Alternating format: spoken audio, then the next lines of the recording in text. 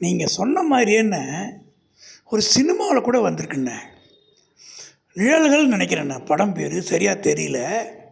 அதில் அவங்க அப்பா சொல்லுவார் பையன்கிட்ட, பட்டணத்தில் போயிருக்கேன்னு சொல்கிறியப்பா, ஒரு நாள் நான் இறந்துட்டேன்னு உனக்கு தகவல் வரும், உன்னால் ஒரு 100 ரூபா புரட்ட முடியாது, அப்பேற்பட்ட பட்டணத்தில் யார்கிட்ட கேட்டாலும் கொடுக்க மாட்டாங்க அப்படின்னு ஒரு வசனம் வரும்ண்ணே.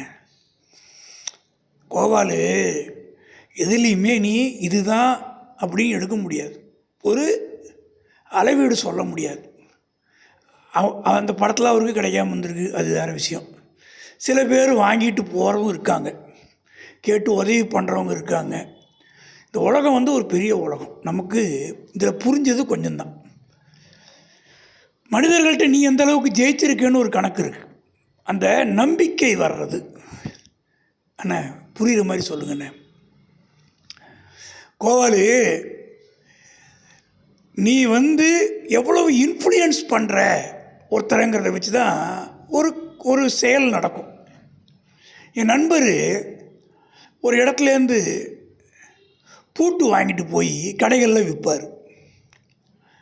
ஆரம்பத்தில் அவர் கடன் கேட்கும்போது அந்த பூட்டு விற்கிறவர் கடன் கொடுக்க மாட்டேன்னு சொல்லிட்டார். ஒன்று, நான் எனக்கு தெரியாதுப்பா, தரமாட்டேன் அப்படின்னு சொல்லிட்டார். இவர் ஒரு 3-4 மாதம் நல்லா செய்கிறத பார்த்துட்டு ஒரு தடவை ஒரு கம்மியாக பொருள் வாங்கும்போது, ஏன் கம்மியாக வாங்குறீங்கன்னு கேட்டிருக்காரு. இல்லை, பணம் கொஞ்சம் இல்லைண்ணே, அதனால் வாங்க முடியல அப்படி சொல்லும்போது, பரவாயில்ல நீ கூட எடுத்துகிட்டு போ, அப்புறமா கொண்டாந்து கொடு அப்படின்னார். ஒருத்தருடைய உள்ளத்தை நம்ம ஜெயிக்கணும் கோவாலு. ஒருத்தவங்க நமக்கு ஹெல்ப் பண்ணணும்னு நீ எதிர்பார்த்தனா அவங்க மனசை நீ கவரணும். எல்லாரும் எல்லாம் பண்ணிட முடியாது, அந்த மனதுக்குள்ளே போய் சேரணும். ஒருத்தர்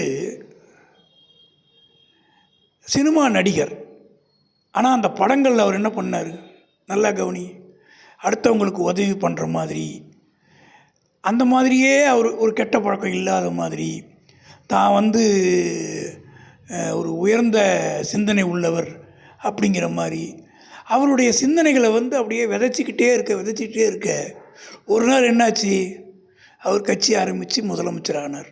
நம்ம பார்க்குறோம். அப்போ மனிதர்களில் நீங்கள் ஜெயிக்கணும், அது ஒரு குணம். ஆனால் எல்லாராலையும் எல்லாம் பண்ண முடியாதுன்னா அதுதான்ப்பா பிரச்சனை. 140 கோடி மக்கள், ஒருத்தருக்கு ஒரு டேலண்ட்டு. நம்ம இன்னும் ஒரு 2 நிமிஷம் கழிச்சு திரும்பி பேசுவோம். ஓகே.